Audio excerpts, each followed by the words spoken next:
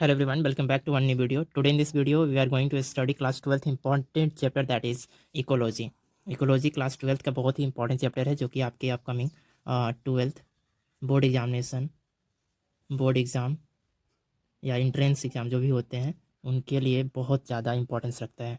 सो इसका पहले हम लोग देखेंगे कि जो इकोलॉजी टर्म था वो कौन क्वाइन किए थे। ठीक है, तो एक साइंटिस्ट थे अर्नस्ट हैकल नाम के। Ernst Haeckel in the year 1866 coined the term ecology. Okay, so हम लोग पहले इकोलॉजी का डेफिनेशन देखेंगे क्योंकि डेफिनेशन बहुत ही ज़्यादा महत्वपूर्ण है according to your exam point of view. So ecology तो इको का मतलब ही होता है क्या चीज़, ecosystem and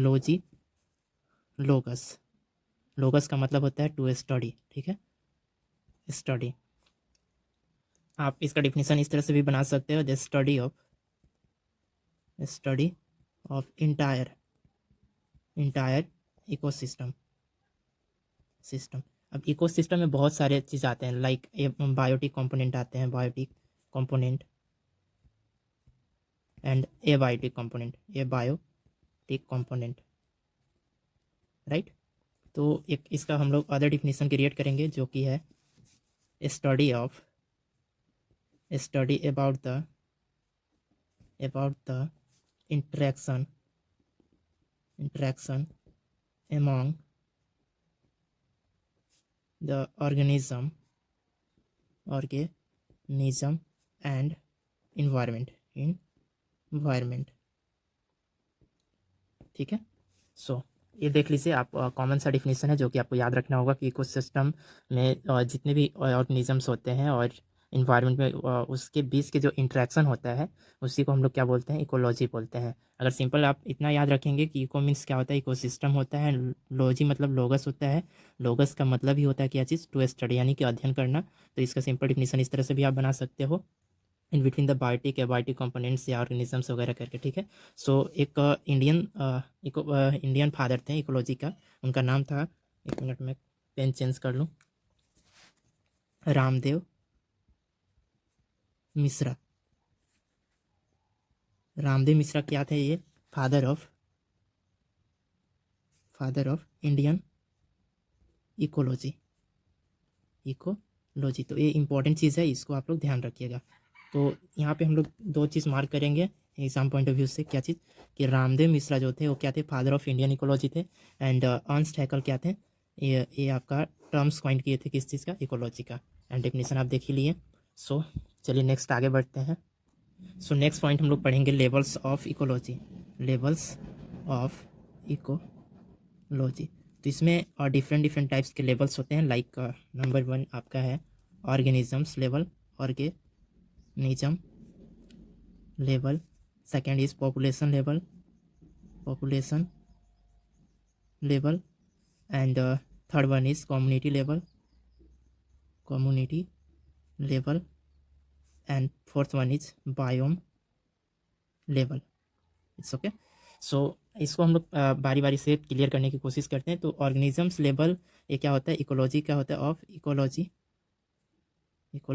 and population में देखिए ऑर्गेनिजम्स की बात की जा रही है, तो यानी कि इन बिटवीन ऑर्गेनिजम्स का है। एंड पॉपुलेशन लेवल में जब हम लोग बात करते हैं तो इसमें सेम स्पीसीज कंसीडर किए जाते हैं। इतना ध्यान रखिएगा कि जो पॉपुलेशन लेवल है उसमें सेम स्पीसीज का बात किया जाता है। सेम स्पीसीज एक क्वेश्चन बन सकता है, ठीक है, सेम स्पीसीज का बात किया जाता है। And when we talking about the community level, so community level में हम लोग यहाँ क्या देखते हैं, डिफरेंट स्पीसीज रहते हैं, डिफरेंट स्पीसीज।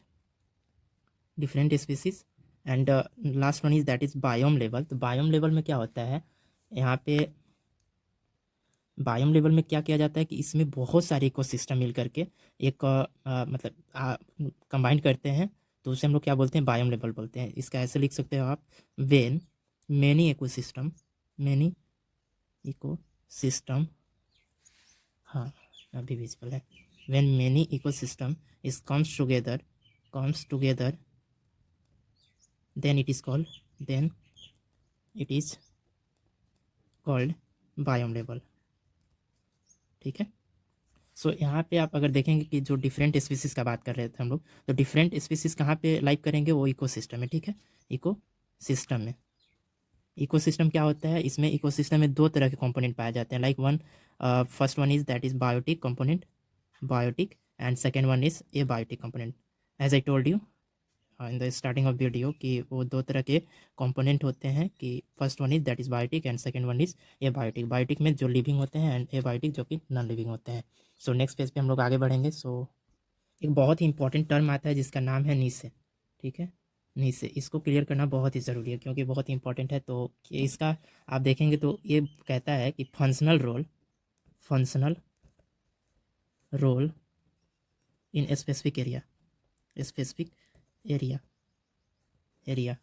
जैसे कि हम लोग इंसान होते हैं, ठीक है, तो हम लोग का कुछ फंक्शनल रोल होता है। लाइक अगर आप सपोज करो आप स्टूडेंट हो, स्टूडेंट, ठीक है, स्टूडेंट है ये, स्टूडेंट घर में तो नहीं पढ़ पाएगा, ठीक है, लेकिन अगर कुछ ऐसा जगह होता है लाइक इसका लाइब्रेरी हो गया, लाइक कोचिंग हो गया, कोचिंग, ये दो जगह हैं जहाँ पे मतलब कि इसका फंक्शनल क्या होता है, मतलब कि यहाँ के कंपेरिजन में, घर के कंपेरिजन में ज़्यादा हो जाता है। तो ये इसका क्या हो गया, फंक्शनल एरिया हो गया। तो ठीक इसी तरह से नीचे भी एक तरह का क्या होता है, ऑर्गेनिज्म का ये फंक्शनल होता है, फंक्शनल एरिया होता है। तो यहाँ पे क्या कह रहा है, functional role in specific area. जैसे यहाँ पे देखिए स्टूडेंट का जो आपका देखते हैं वो जो होम है, इसका हैबिटाट है, हैबिटाट, जहाँ पे वो रहता है, एंड जहाँ पे वो काम करता है, जहाँ पे फंक्शनल रहता है वो, उसे क्या बोलते हैं, नीचे बोलते हैं। तो एक यहाँ पे आप देख सकते हैं कि habitat is not equal to niche, नहीं हो सकता है। अगर आप ऐसा कहेंगे कि habitat is equal to niche, so wrong हो जाएंगे आप। तो यहाँ पे इसको याद रखिएगा कि habitat is not equal to niche. So now हम लोग अब यहाँ से पॉपुलेशन के बारे में बात करेंगे। पॉपुलेशन क्या होता है, ठीक है।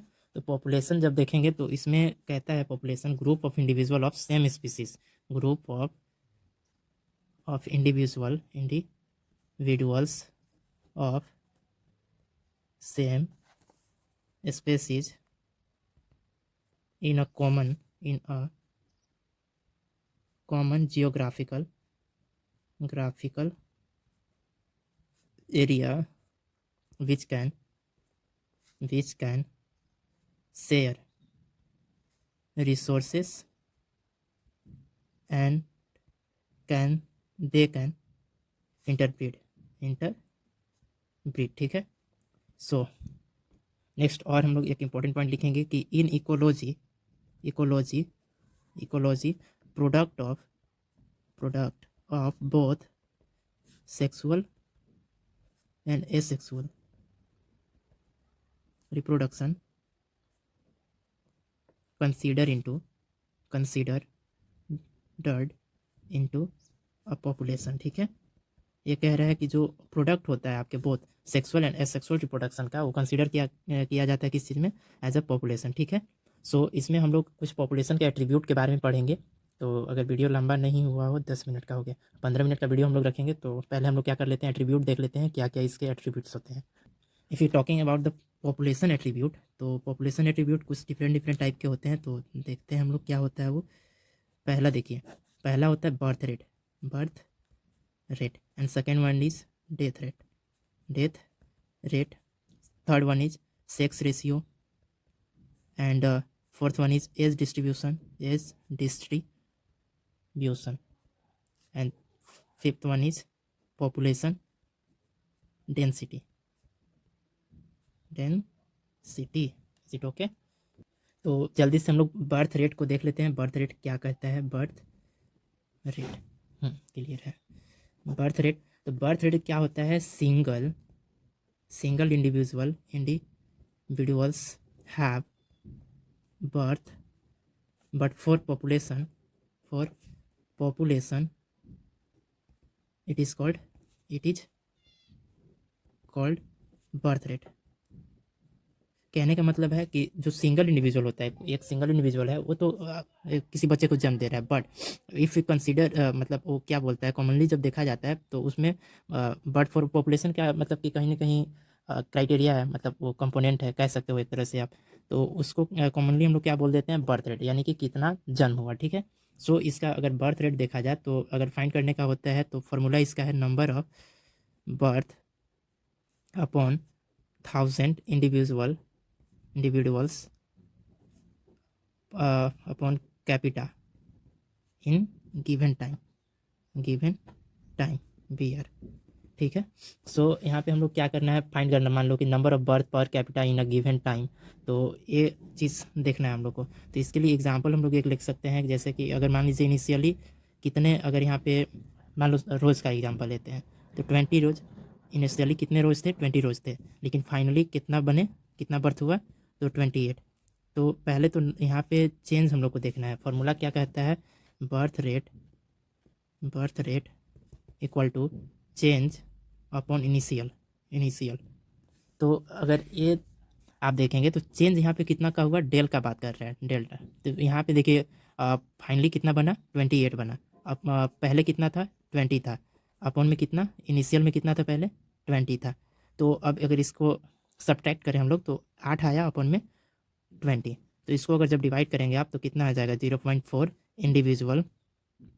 इंडिविजुअल्स पर रोज पर ईयर, या कैपिटा बोल सकते हो। ठीक है। इस तरह से आप बहुत सारे एग्जांपल लेकर के बना सकते हो। एग्जाम्स में आपका इस तरह का क्वेश्चंस भी आ सकता है, लेकिन बोर्ड वालों के लिए तो नहीं कह सकते, लेकिन जो भी entrance like NEET, BSc nursing ये सब का तैयारी कर रहे हैं उनके लिए आ सकता है। सो आगे के कुछ एट्रीब्यूट्स हम लोग देखेंगे, like death rate, sex ratio, age distribution and population density अगले वीडियो में। तब तक आप लोग इस वीडियो को लाइक करिए और दोबारा वॉच करिए ताकि आपको ये कॉन्सेप्ट क्लियर हो जाए। So thank you so much for watching this video and stay tune and subscribe button को हिट करके बेल आइकन को ऑन कर लेना। ठीक है, ताकि अलग सभी वीडियो का आपका नोटिफिकेशन आप तक पहुंचते रहे।